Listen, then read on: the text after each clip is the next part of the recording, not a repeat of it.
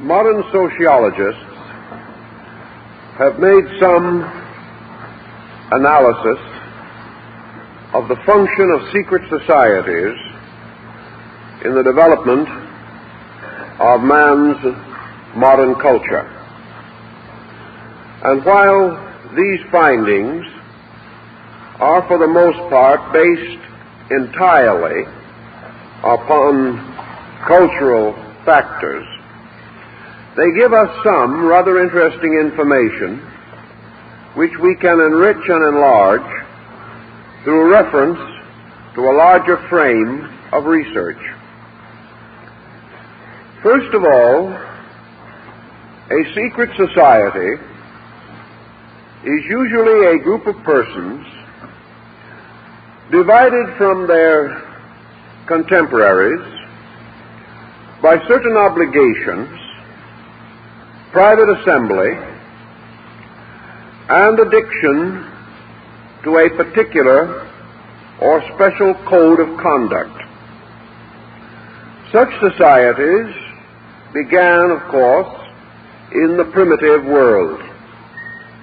Early in the history of man's social experience, tribes, barbaric, primitive, savage, developed secret societies. These were particularly concerned with the over-concept of that time, namely the importance of certain rituals and ceremonies in connection with the building of the individual into his tribal life. All of the important periods of life were marked with ritual, ceremony, and symbol. And the most important of ancient ceremonies of this nature had to do with the concept of citizenship, as it was then understood.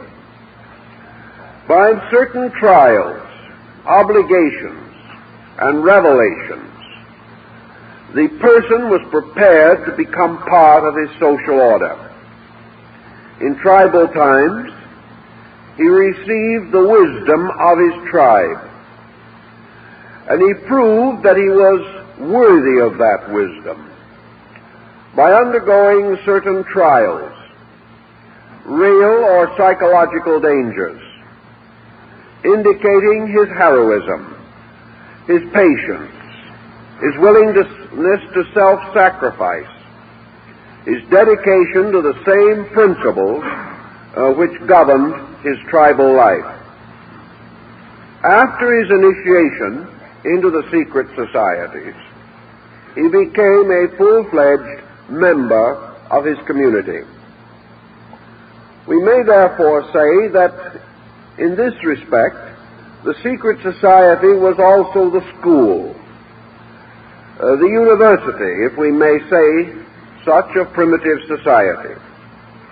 Here the accumulated wisdom of the people was made available to each new generation through ritual and ceremony.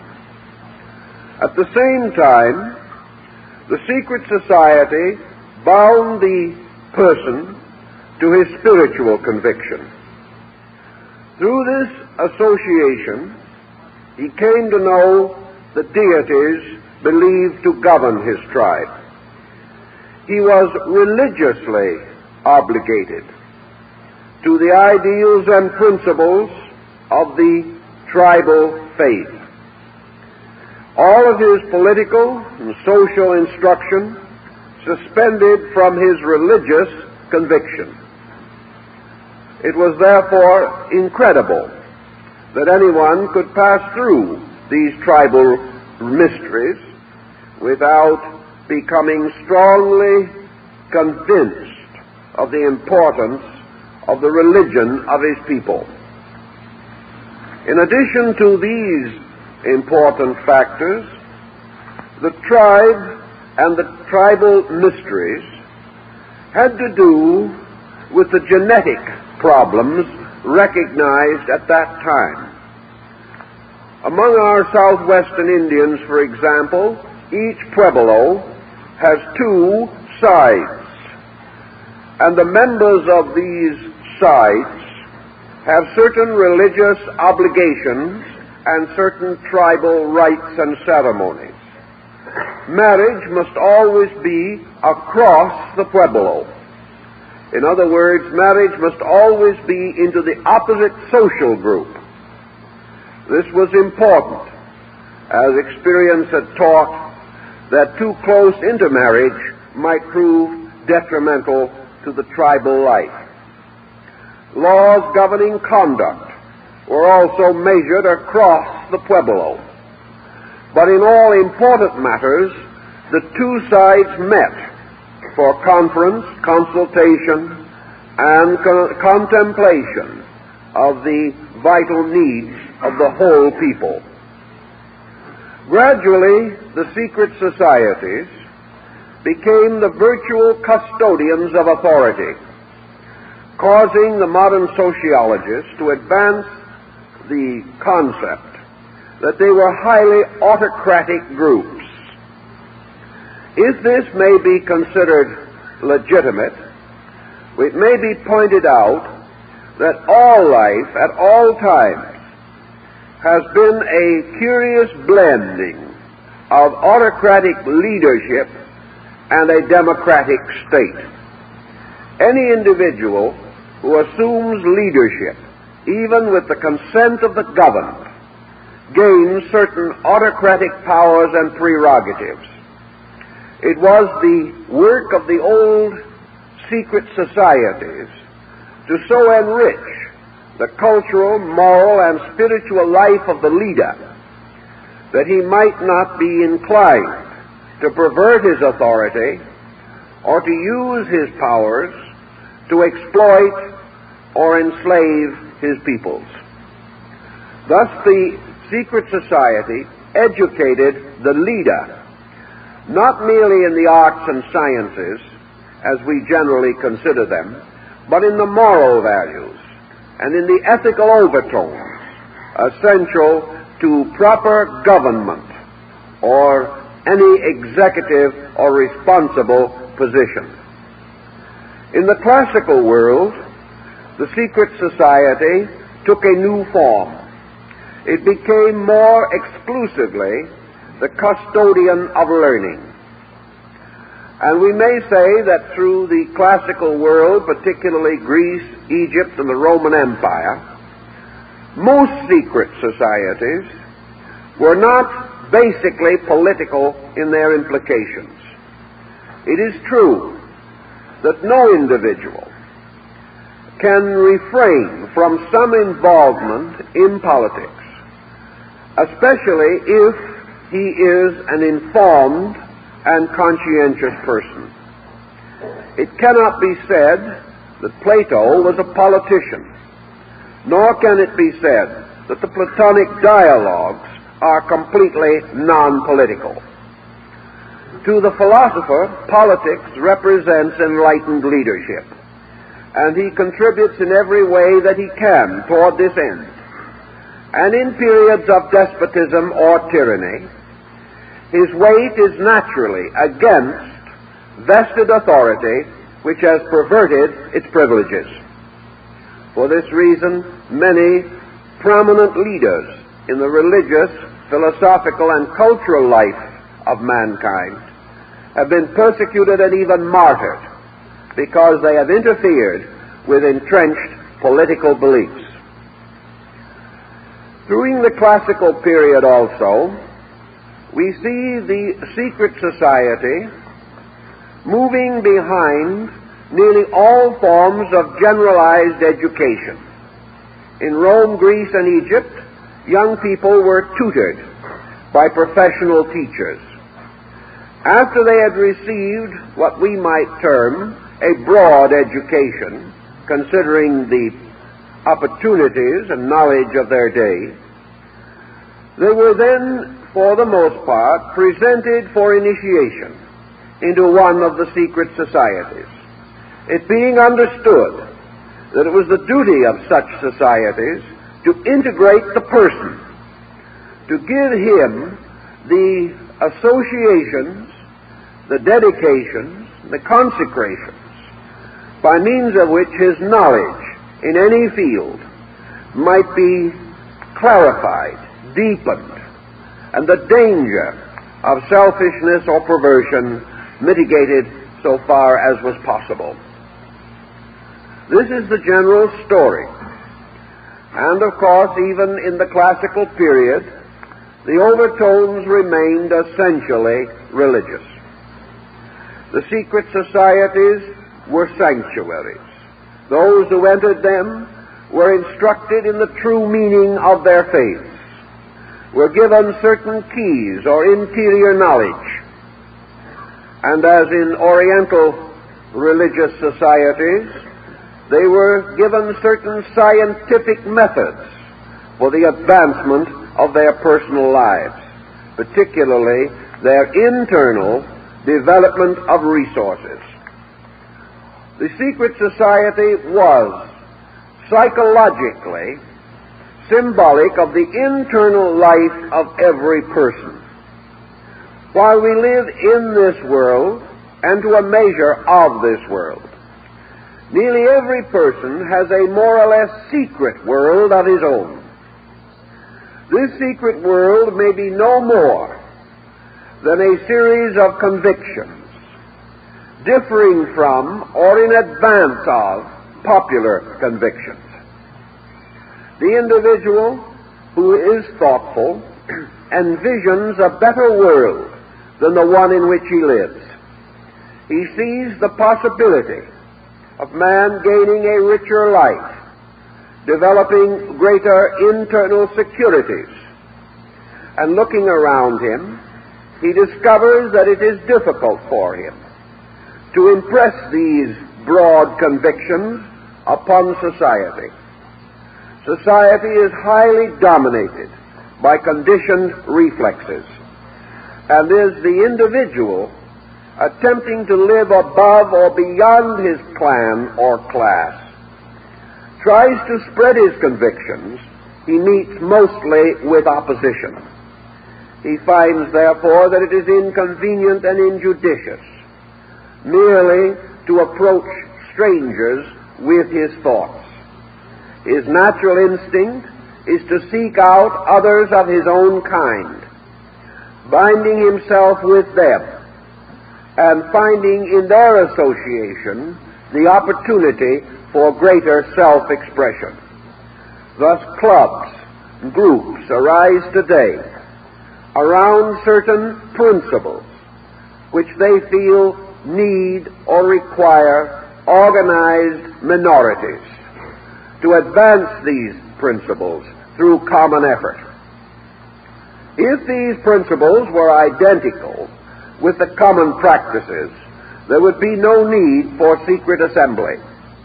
But if these principles are not identical, even though they may be entirely friendly, kindly, non-political, if they are not totally identical with the public mind, then those so interested and so dedicated inevitably form private groups. These private groups advance charities, practice various benevolences, do all that they can to increase the cultural advantage of their members and often of non-members. These kinds of assemblies also were known in antiquity. But in those times, men seldom gathered for trivial purposes. They seldom gathered to meet the simple requirements of the day, inasmuch as society itself, being essentially more simple and having certain natural attitudes, it was not necessary to form special societies to advance the commonplace needs of the people. These societies then went after objectives that were not commonplace. We have another group important to consider in the light of the prevailing way of life of ancient man. During the so-called Golden Age of Pericles, and the great Greco-Latin culture. Most countries had their own religions, their own temples, their own sanctuaries, and these religions were state faiths. They were financed by the state and were made available to the people.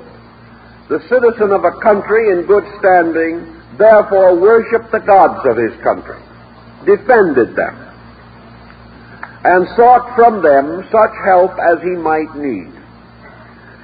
In those days, the general attitude of mankind on religious matters was to the effect that the religion and the state were identical. Any attack against the state was an attack against religion. Any opposition or attack upon religion was an attack upon total society. Therefore, what we commonly call today intersectarian squabbles could not exist. The individual was born and raised within a national or community religion. Because of this factor, he expected other states or communities to have their own faiths. If he journeyed into another area, he generally remained courteous to the deities of that region, and seldom attempted or even contemplated any missionary or evangelical attitude or procedure. It did not occur to him that it was right or proper for him to attempt to change the basic faiths of the nations in which he visited or traveled, nor would he tolerate others coming into his areas and attempting such procedures. It would seem, therefore, that these areas would remain very much isolated and that religious unity would be next to impossible. The appearance, however, has deceived many persons, including scholars. The facts were somewhat different. Behind the state religions of these different areas were always the secret societies. These were composed mostly of scholars, philosophers, sages, travelers, educators, persons whose knowledge of their own religion and the religions of other peoples exceeded that of the average citizen. Therefore, these various faiths, apparently isolated, were bound together by a network of mysteries, or schools of common initiation. And a traveler on the level of the secret society, journeying from Greece to Egypt, found that he was not traveling from one religion to another, but from one interpretation to another. He was therefore constantly reminded that in the core of things, the gods of all these groups were identical deities, known under different names, worshipped with somewhat differing ceremonials, but dedicated to the same principles, and the sciences taught in these different groups were identical, and the arts and the general knowledge were shared by all, regardless. Therefore, Pythagoras, 600 years before the Christian era, traveling throughout the world, visited and was received hospitably and lovingly by over 20 religions, each of which accepted him without question and accepted his knowledge without question. Consequently, the general archetype behind this situation was that the local deities were bound together by a larger interpretation, and that those who entered the secret societies became interreligious in their thinking. For this reason, actual war against any person or group, because of religion primarily, was exceedingly rare, almost unknown. You did not declare war on a man's faith. You might oppose his political structure, which incidentally, of course, included his faith. You might desire his territories. You might seek to gain his wealth, but you did not openly declare war against his God. This was a situation which in many respects resulted in more favorable situations after a period of hostility.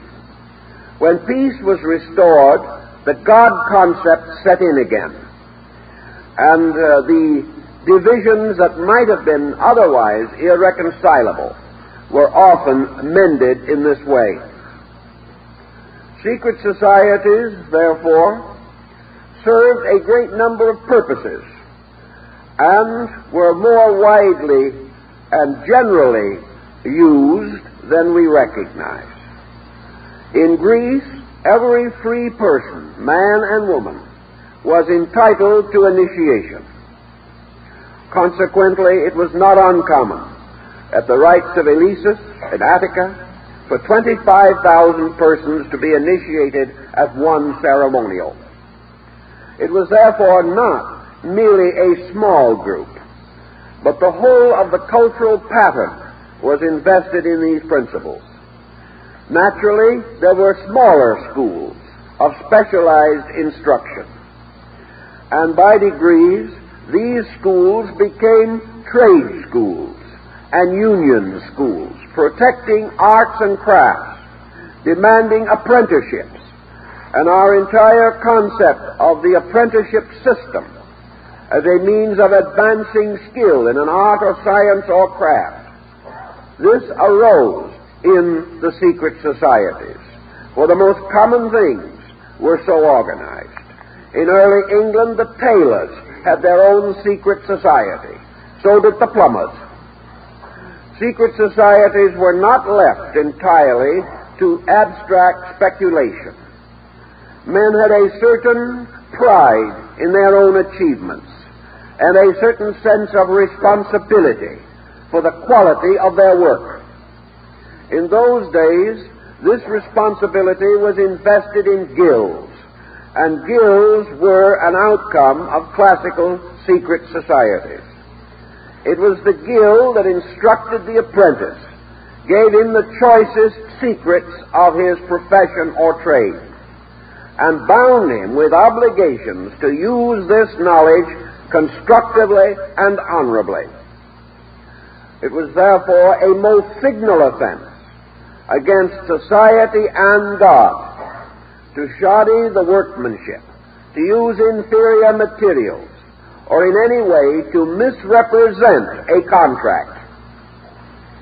The God concept still occupied the mind of the guild masters. Each meeting of the tailors and the plumbers and the shoemakers and the tinsmiths, each meeting was opened with religious ceremony. Each meeting was closed with prayer. And during the period of these meetings, when matters of common concern, of charity, of taking care of needy or impoverished brethren, whenever these matters were examined, it was in a sanctified atmosphere of dedication, and to each of these guilds, deity represented the peculiar guild master. In other words, of all the shoemakers, God was the great shoemaker. Of all the tinsmiths, God was the great tinsmith. Of all the architects, he was the sovereign architect of the world. To all the physicians, he was the master of healing. Each in his own way, therefore, developed a guild faith, a faith based upon performing his normal human activities, his trade, his profession, as a sacred service, as a dedicated recognition of his responsibility to society. And whatever he did that was useful and helpful to others was a form of religious sacrament. The development, therefore, of great projects with comparative smoothness of procedure marked that time. In a day when great mausoleums, temples, palaces, and tombs required from 50 years to 500 years for their completion. The work proceeded in an orderly manner. It was hardly necessary to inspect the work. The masters of the guilds inspected the work themselves and were more critical than any outsider could possibly have been. Also, they regulated the wages of the workmen. They held the various religious meetings that were necessary. And from this we observe inevitably the rise of a religious spirit, a spirit not directly consistent with the general prevailing orthodoxies of those days, a religion which moved directly into action, a religion which was not drowned in theory, but was constantly vitalized by practice. Thus, religion itself passed through certain modifications. The guild masters did not leave their faiths. Very often they met in the chapels, temples, cathedrals, and churches of their religions. But at the same time, they brought to their religion something previously not so well emphasized, and that was the importance of applying your faith and its principles to the works of your hands, so that each task that was performed was sanctified by the integrity with which it was performed.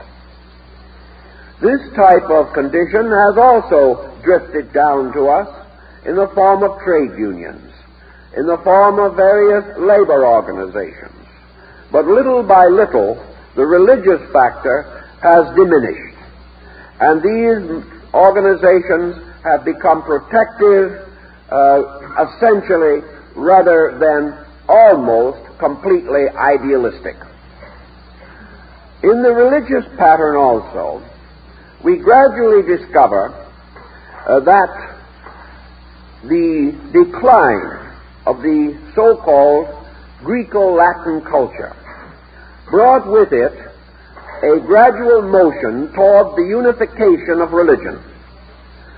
And of secret societies, we should point out those in which religious rites in areas apart from the natural home of a faith came to be emphasized. The secret societies of early Christendom are at point, and also we should mention the secret societies of the wandering and exiled Jewish minorities. Both of these groups, finding themselves in mostly unfriendly regions, united more and more among themselves in the effort to preserve and maintain their faiths. The secret meetings of Christians in the catacombs under Rome and other such organizations naturally led to the rise of religious societies, where only persons trusted, tested, and tried could be permitted to join the group, for a traitor might have resulted in the death of them all. Thus, the secret society that had originally initiated merely to improve society in general, now initiated to preserve itself, to maintain its own concepts, doctrines, or ideals in a hostile environment. From these rootings, a number of other modifications gradually appeared. After the rise of Christendom, and it passed into a more or less positive relationship with society, the non-Christian minorities, who had once dominated, also found it expedient to organize against the rising power of Christendom.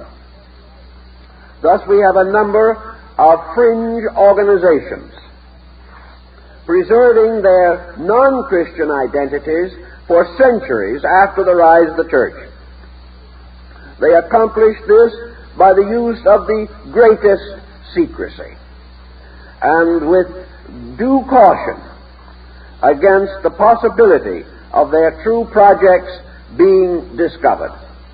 Most of the non-Christian secret societies did not, however, contemplate the overthrow of Christendom.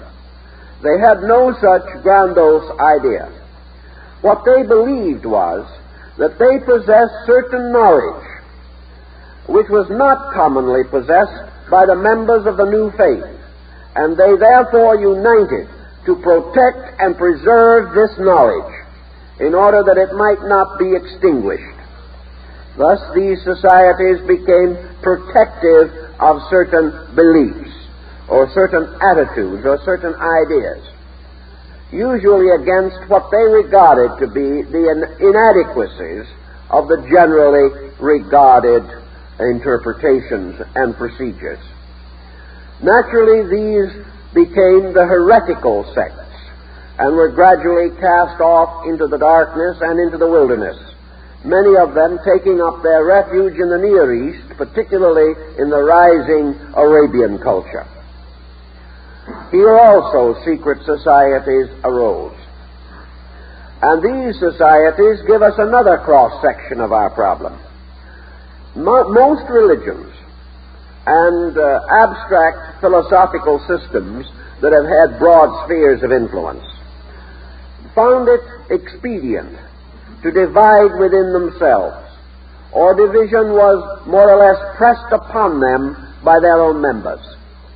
If society has a majority of conformists who are perfectly content to follow in prevailing patterns, or to worship in an orthodox manner the dominant creeds and faiths of their times, there are always others, mystics, idealists, dreamers, scholars, scientists, philosophers, to whom the prevailing explanations are not sufficient. These persons inevitably seek for greater meaning, and as this meaning approaches the mystical, or seeks to substitute internal revelation for tradition, these groups may come in conflict with the prevailing faith.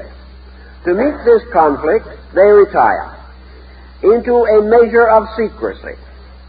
This secrecy serves several ends.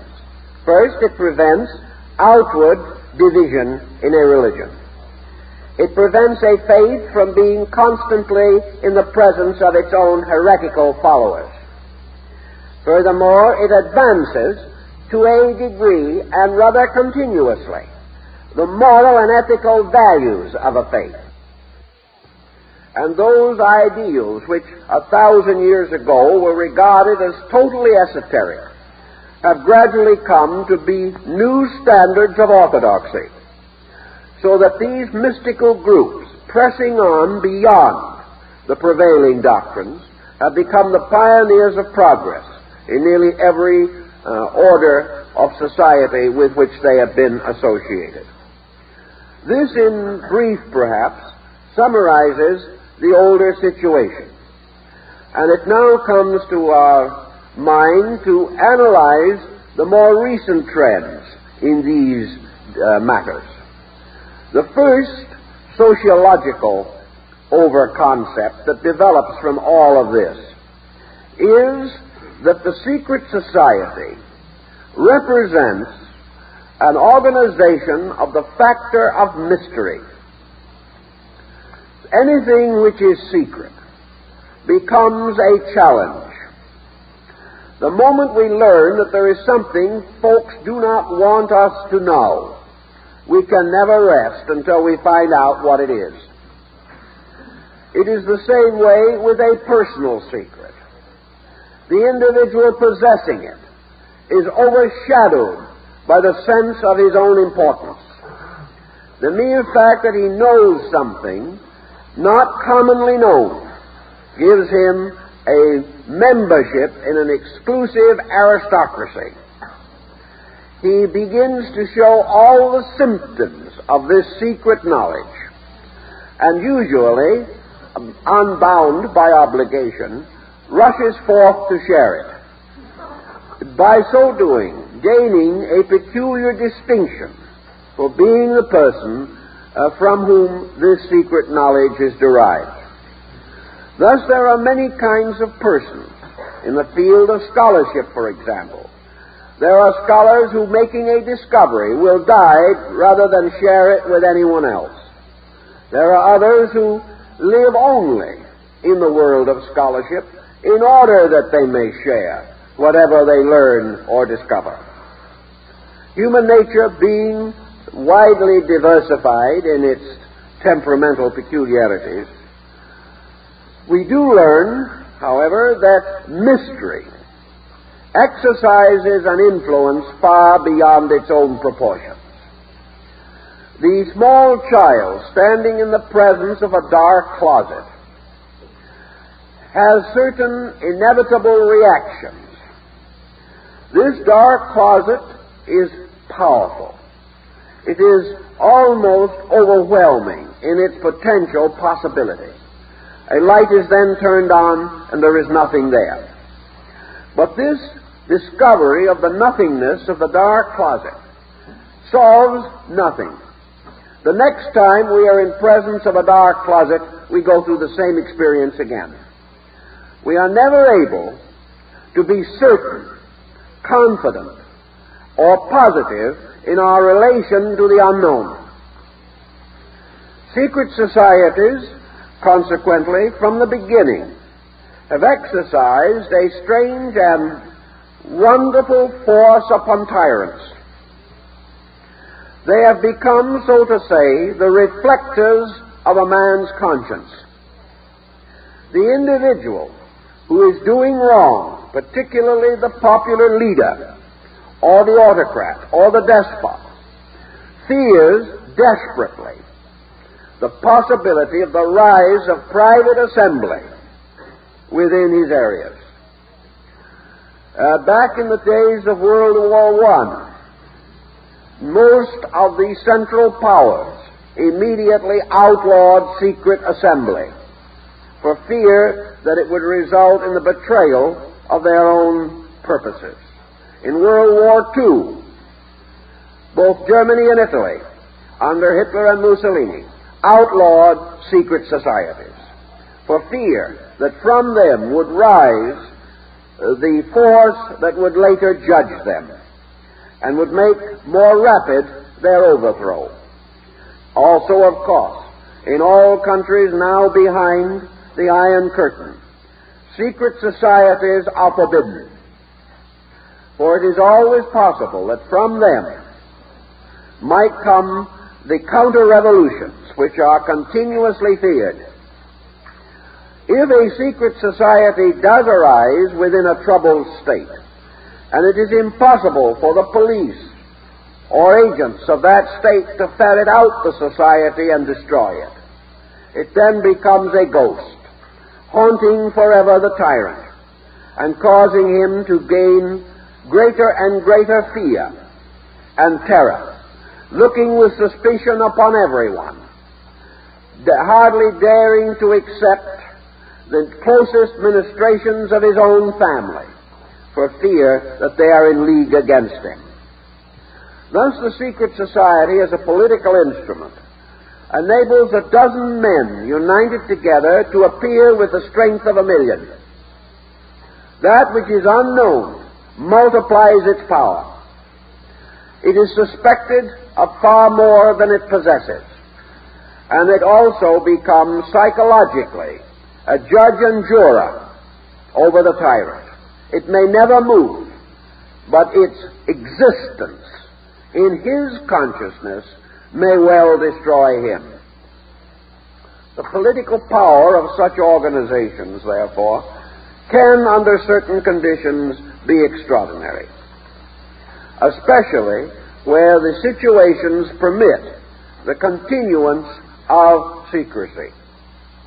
In what we call our modern way of life, secrecy, as known in antiquity and during the medieval period, such secrecy is no longer possible. Secrecy today is a highly relative term, and nearly all secret societies are known. The motives for which they stand are known. Their memberships are known. That is, in those nations in which the general way of life does not cause leaders to fear such assembly, or does not give reason to assume that treason is intended, or the destruction of persons, property, or character is likely to follow.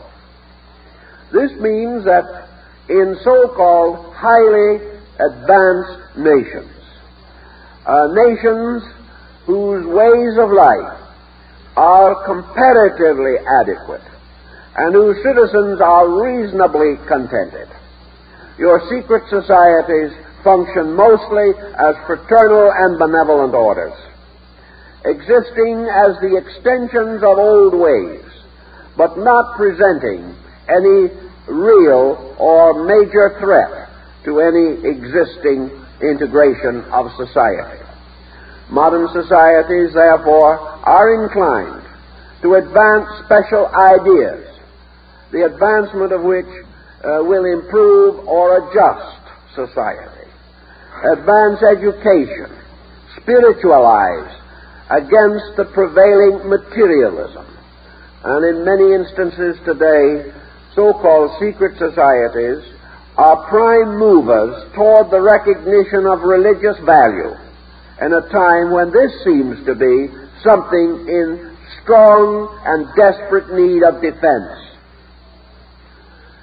If, therefore, there is charitable work to be done, if there is need for the strengthening of community ties, if the preservation of a level of consciousness is advanced by society activity, such societies will spring up, preserving part of the forms of older organizations, and perhaps even more of the spirit, but relating mostly to those classical societies which had as their principal aim the general improvement of man, or the protection of arts and sciences, or the service of the needy, or the extension of education towards a higher cultural platform, with emphasis upon the need of man to advance toward the future, better equipped than he is by ordinary methods now prevailing. From such considerations, societies may be regarded as benevolent. This is the way we generally think of them today. And in America today, there are many secret societies, mostly secret because of the membership's conviction that they have a project which would otherwise remain undone, and to which they contribute by means of the slender framework based upon the older concept of assembly for particular purpose within a larger social theater. We think of this and we view the term secret society today as largely so meaning. But let us not forget that our way of life is not as yet the prevailing way of life for human beings. The civilization and culture of Western Europe and America has as yet not touched a comparatively large area of humankind. If, for instance, we may say that we have 2.5 or 2 3/4 billion human beings on earth today, it is also safe to say that better than half of that vast group does not live our way of life, does not enjoy the temporal advantages which we enjoy, nor the personal security, nor the political representation, nor the religious tolerance. Therefore, it is certain that many motives which with us are no longer valid or are no longer sufficiently impressive to bring persons together in private assembly, that such motives do exist in other areas, and that secret societies today, outside of our own sphere of influence, are very powerful and very continuing, and that these societies are for the most part similar in their purposes and objectives as those of Western Europe and America of 300, 400, or 500 years ago. In our way of life, we are not struggling for liberty. We are struggling rather for private freedom. In many countries, however, the struggle for civil liberty goes on against very desperate odds. Many countries are burdened with incredible internal confusion. There are new countries rising up today to attempt their place in the sun with less than 1% literacy. Of the expansion of this type of activity as the only possible way of keeping tyranny from completely enslaving entire social groups. And at this time we know of several rather despotic leaders who are in constant and mortal fear and terror, surrounding themselves with the most exaggerated methods of personal defense because of their fear of private assembly within their own regions, and also their knowledge that this exists and their inability to ferret it out. One of the reasons they cannot discover these groups is because these groups are protected by the people in general. The people may not have the courage to belong to them or to advance secret causes against prevailing pressures, but they are sympathetic to these groups, therefore cannot be induced to reveal them, and will usually simply decline to discuss it or insist that as far as they know, such assembly does not exist. It was private assembly which liberated Latin America not more than 100 years ago. It was private assembly that resulted in the gradual rise of the rights of people throughout Europe 150, 200 years ago. It was private assembly that strongly advanced the cause of our own Revolutionary War. It was private assembly that created the Republic of China in 1912. It was private assembly that advanced the freedom of most of the Far Eastern nations that finally achieved constitutional government. This secret assembly must therefore continue, inasmuch as the need for it also continues.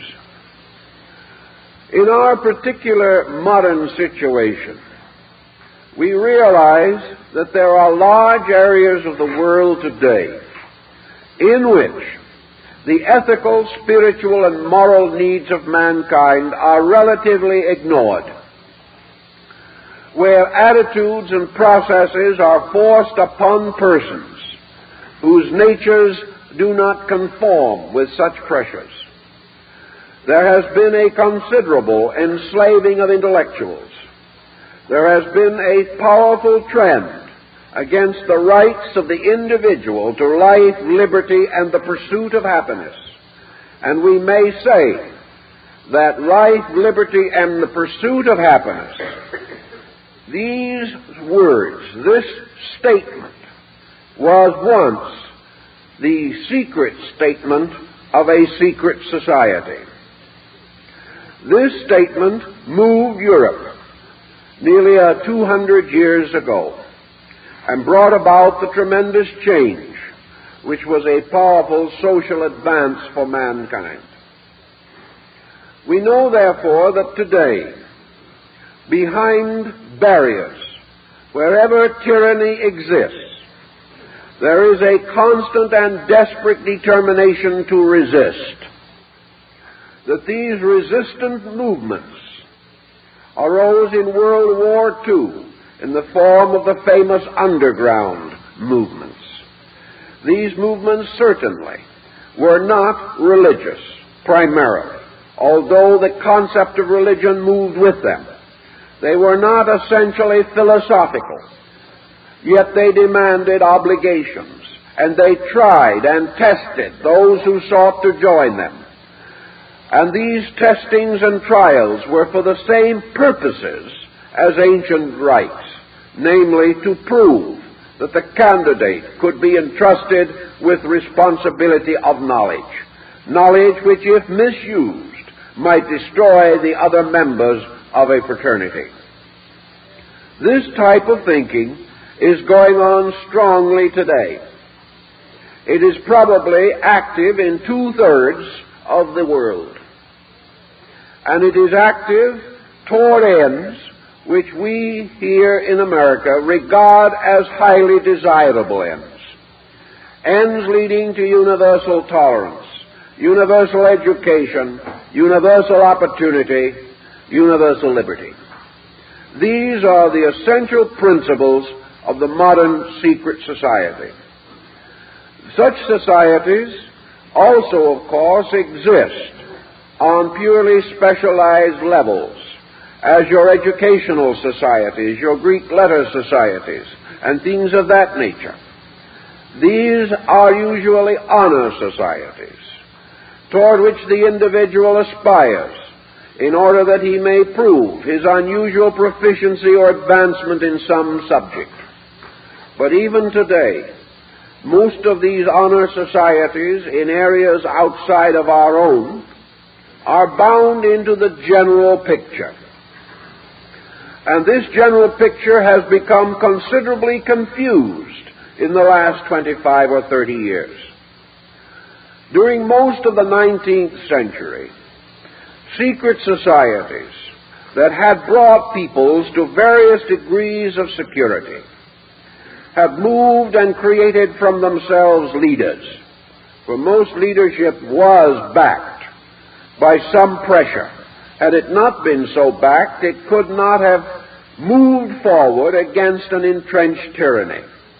These leaders were individuals apparently, but had they not received help of some kind, usually secret help, they would not have been able to survive to achieve the reformations which they accomplished. But during the 19th century, most of this pressure let down. It looked as though the world was moving forward inevitably and magnificently toward a better state of things. It is true that there were wars, there were troubles in those days, but these troubles were comparatively isolated, one arising here, one arising there. And most of these troublous situations were envisioned as means of accomplishing a further advancement of man by removing some obstacle to that advancement, or by binding divided and discordant groups into some larger and more comprehensive pattern. The general trend, therefore, was for the secret society to move into fields essentially less vital than that of an earlier date. We find them, therefore, strongly advancing on the levels of trade unions and guilds. We find the rise of various movements intended to improve and protect various crafts and arts. We also find the rise of benevolent and fraternal orders, or the gradual transformation of earlier societies into these specializations. The Hun Society in China, for example, after it had achieved the democracy, turned to labor situations and the internal protection and advancement of its underprivileged classes. There was a respite, and the individuals believed that the great work had been accomplished, that man would never again fall under the kind of tyranny from which it had emerged in the long and difficult period from the Dark Ages. In the last 25 years, the situation has been almost completely reversed. Today, tyranny looms large. The rights of man have been undermined in numerous areas. Most of all, materialism is rampant among groups on the ground that it is only by the extinction of ideals that slavery can be perpetuated. Materialism leads inevitably toward the acceptance of slavery. It removes from the individual his vision of greater spiritual value, and in this way takes away from him his basic impulse to defend and protect such value at all cost. So we have today a world which perhaps is not much better off in total than it was 500 years ago. It knows more, it is richer, and in some areas, such as the Western Hemisphere, its progress continues at a reasonable rate. But for the rest of the world, life is closing in, and has closed in for a number of years. It has reduced its boundaries to medieval fortresses. It has divided its projects and purposes, and under the general name and term of mechanistic progress, it has lost sight of most of the values that are real and dear to the private citizen. The family is attacked. The home is attacked.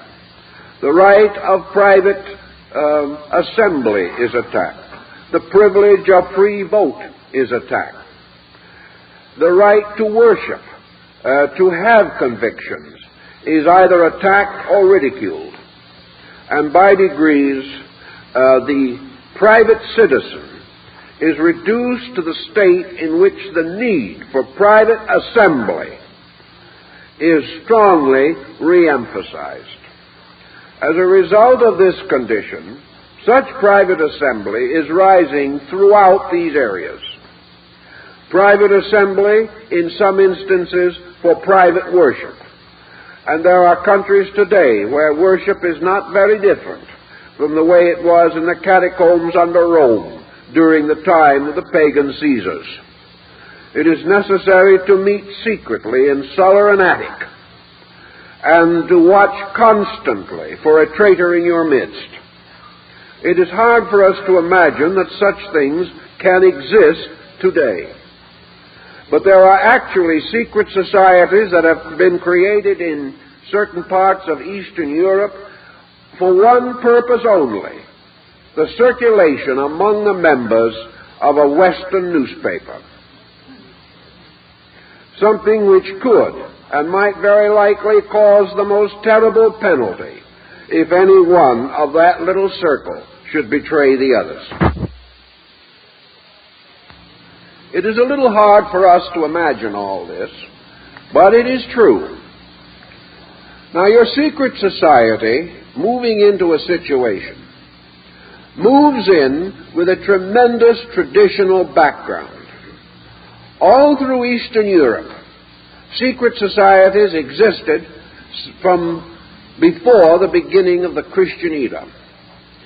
These secret societies had long and illustrious histories of fighting for the right of these peoples to exist, to overcome the restrictions and limitations of arbitrary aristocracies.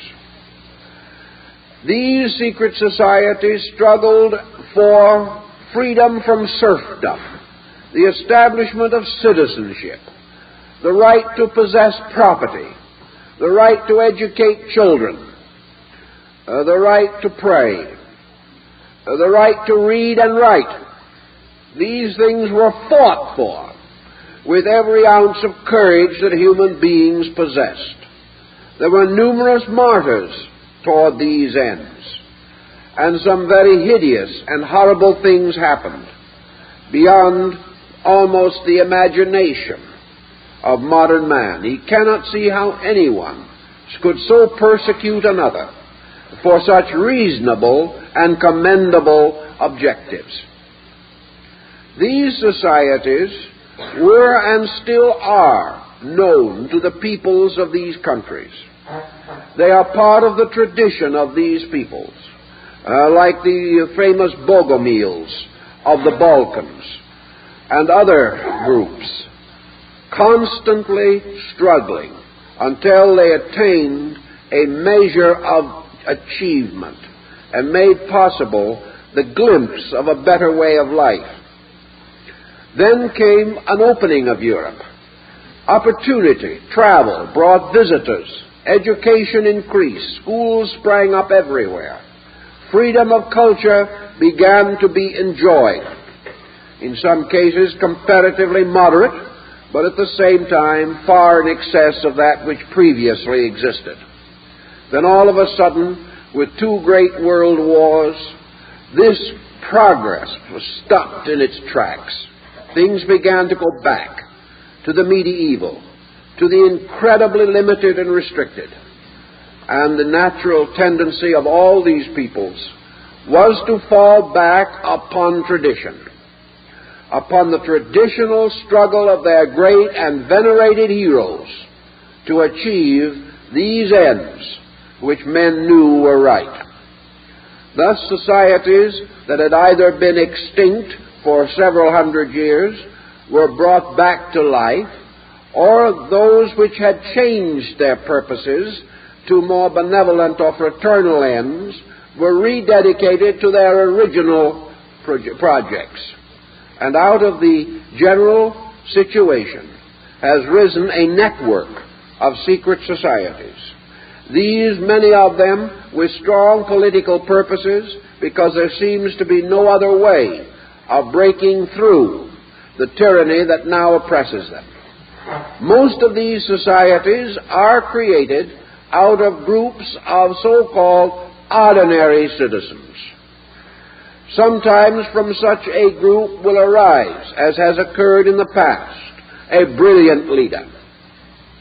But because these societies are built from the people and not from the so-called oligarchy or leading group, these societies are for the most part not only patriotic but religious.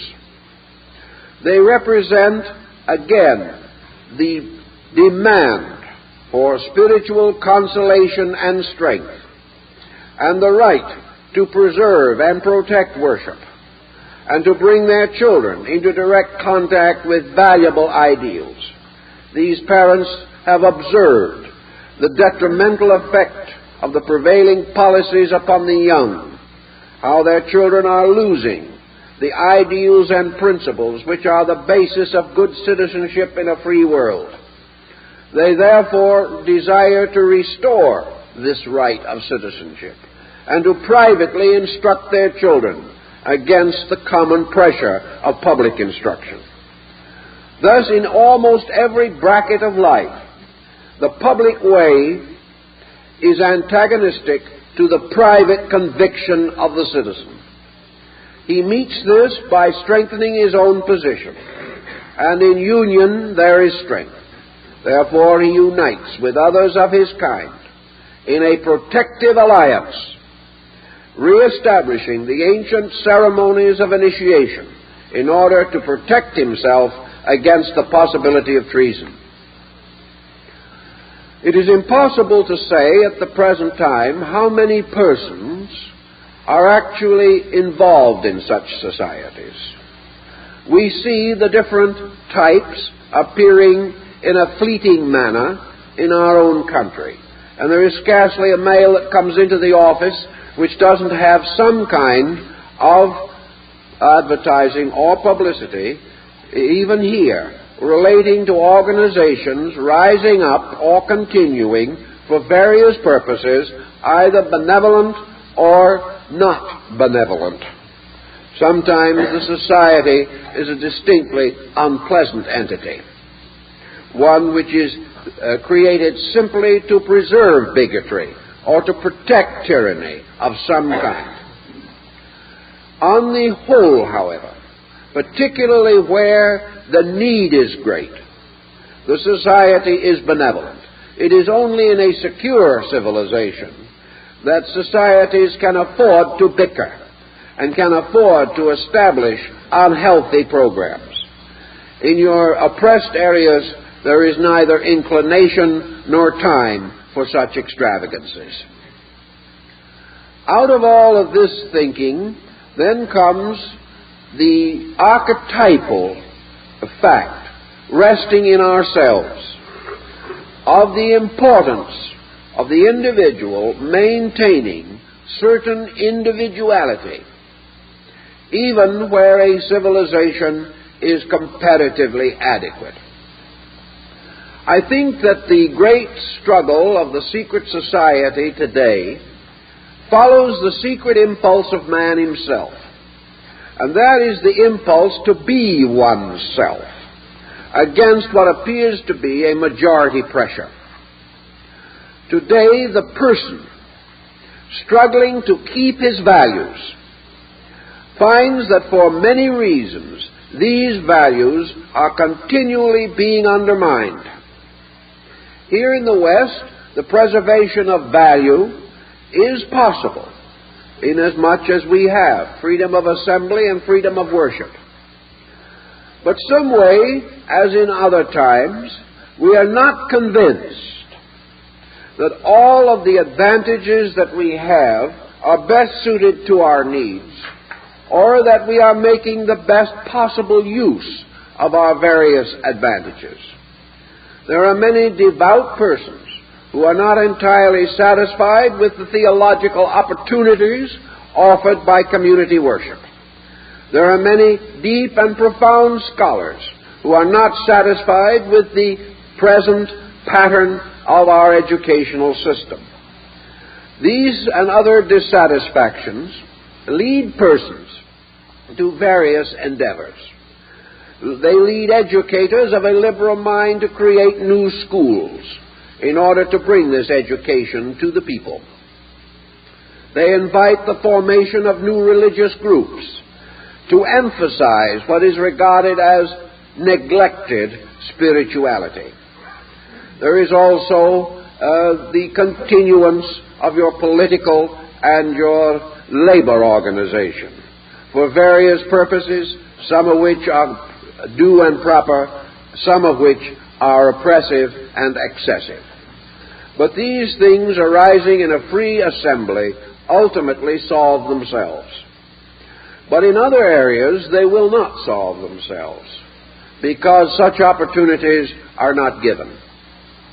Each person finds in the course of his years the tremendous pressures which are against his ability to do those things which he regards as essentially right and proper. For instance, today we have a great many persons who strongly resent, as individuals, the business practices imposed upon them in the course of their employment. They are expected to do things and to make compromises with their own principles, which they resent. And as a result of collective wrong policies, the individual is under heavy psychological pressure and tension. There is therefore in this alone a simple answer to a need. The individuals so unhappy, so resentful, will probably ultimately organize. They will force their opinion upon the world by uniting among themselves. And this is your essential pattern for the rise of societies. In a free society of men, these societies wave their flags, have public assembly, and receive broad publicity. In a tyrannical situation, such societies must go underground, must hide themselves, and seek to gather numerical or political strength in order that they may ultimately overwhelm the tyranny that opposes them. This concept does remain as an important consideration. There is one other point which I think we should also bear in mind as we analyze societies of this nature, namely the belief that was held and is held in many parts of the world that behind and beyond all of this confusion that we know, there is an archetypal social pattern. And a good example of this would be found by the contemplation of Eastern and Near Eastern religious philosophy. Among both your Far Asiatics and your Near Asiatics, there is the common belief that above and beyond the ordinary governments, the ordinary leaderships, and the more traditional secret societies, there are in the world certain groups that have functioned and existed in complete secrecy over vast periods of time. That these secret societies have not ceased, but continue to exercise a powerful directive upon humanity.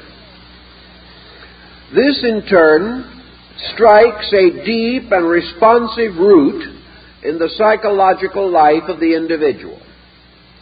It is only another way by which he says there is a purpose. There is a plan. There is a broad wall of protection around the activities of mortals, whereby they cannot destroy themselves or injure themselves beyond the possibility of reasonable remedy. Psychologically, this concept has always existed. Factually, it is to be found in many places. It is not easy for us to accept such an idea, perhaps, but if you are on the caravan trail out of Samarkand or some place of that nature, and you sit down with the native peoples, with the men of the desert, who live in their own strange, distant region, facing the immediate problems of life as we do not have to face them anymore. And you hear what they say, and you think with them. You suddenly perceive, as it were, a world of overtones, real to these people. And after you have discussed with them, these overtones become strangely real to you, because you have been moved out of the simple security of your own way of life into another pattern. I think we may safely say that half of the people of the earth today believe that between God as a supreme principle and man as the projection of that principle into society, that between these there are intermediaries, that there are always in the world certain God-enlightened prophets, certain great teachers, wise ones, as mentioned in the scriptures of every people, including the Christian scriptures.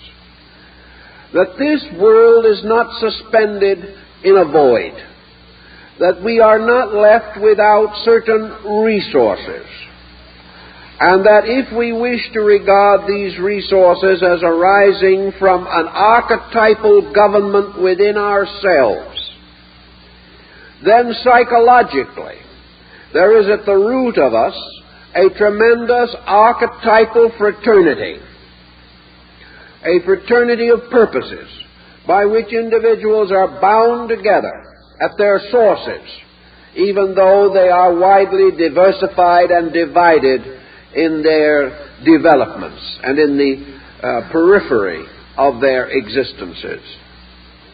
The existence of this over-kind of government is man's way of symbolically stating that he believes in law, that he believes in order, that all the divine principles operating in nature are substantially invisible in themselves and visible only in their consequences. Yet these invisible principles are continuously conspiring, and conspiring with evidence of rational directive toward the improvement of man and the protection of those values which man has come to regard as indispensable. It is only a step, therefore, to consider a kind of hierarchy a kind of overgroup, bound together by true knowledge, bound together by a common possession of realities, that this group forms some kind of a formal or informal structure, a structure which man most rapidly apperceives by retiring into his own nature and perceiving at the root of himself cosmos and structure rather than chaos and disorder.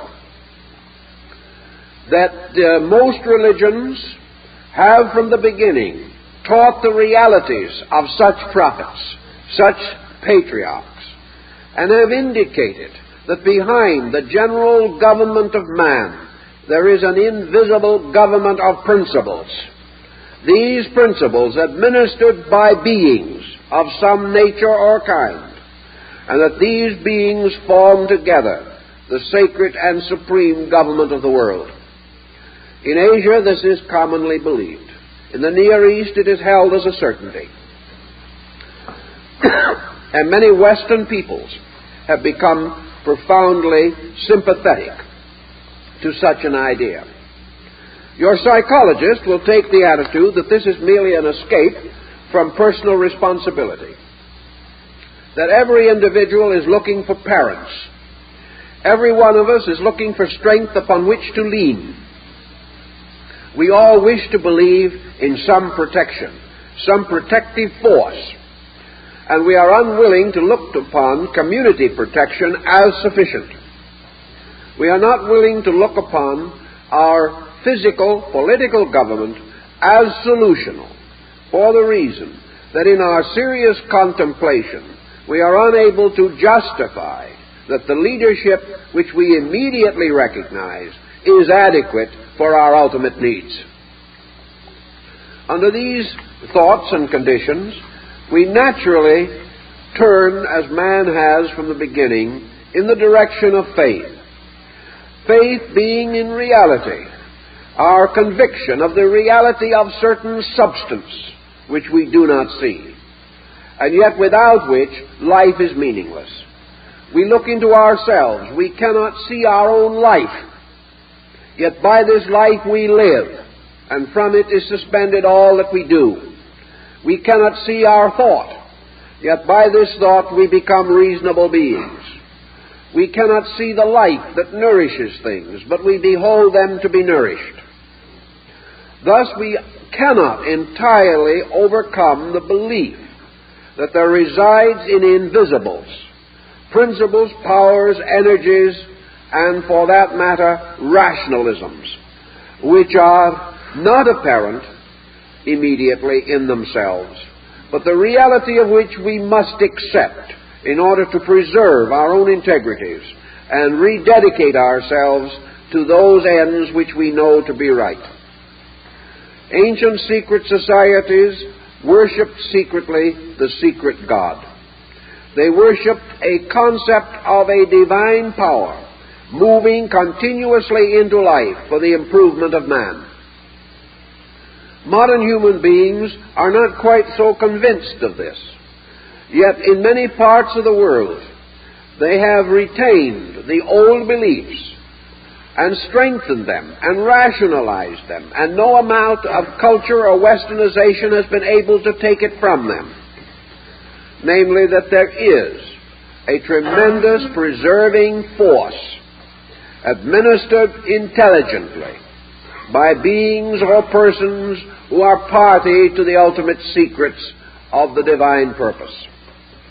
That there are those as called God-illumined persons. And this illumination includes the conviction that there is a pattern, and that the laws, principles, and motions of society are governed from a root. And in contemplating this root, man has come to the inevitable conclusion that it is a godly formation, a godly grouping of beings. Such belief is of the mind of Islam.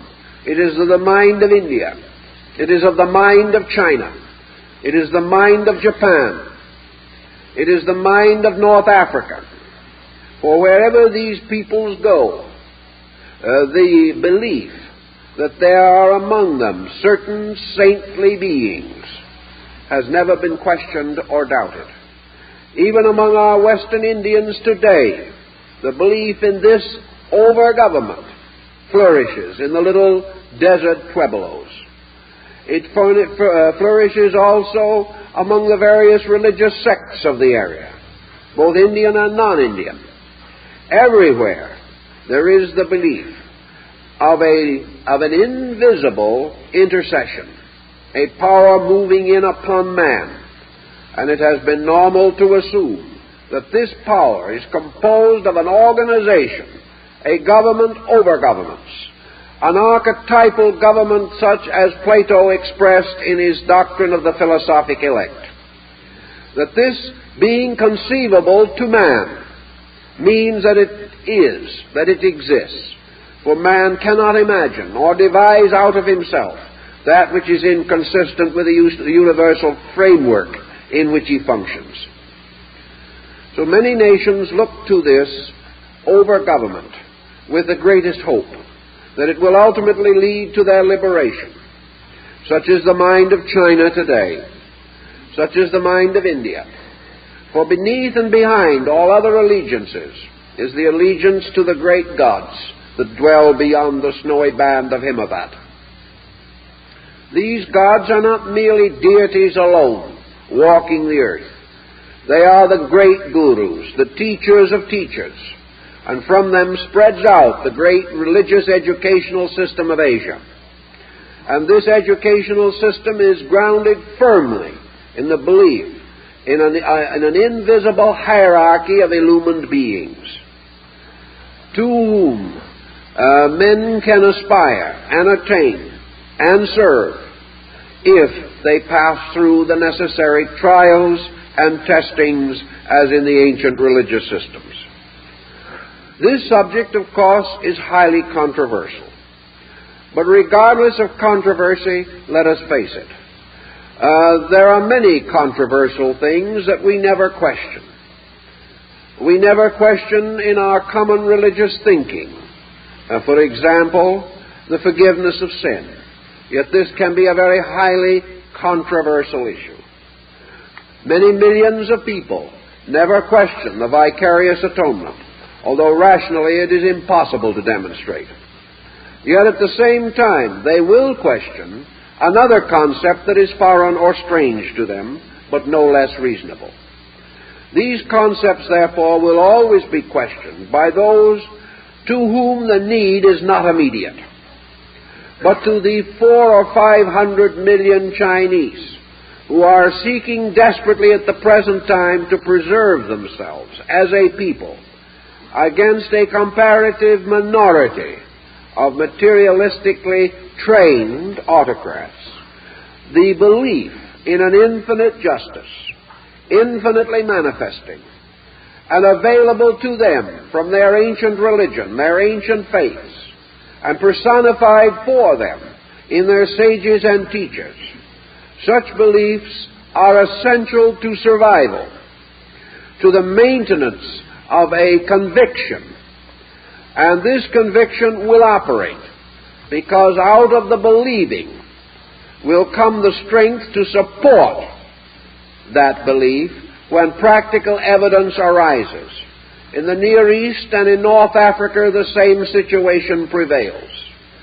The advent of the promised saint, the coming Messiah, is awaited throughout the Islamic world.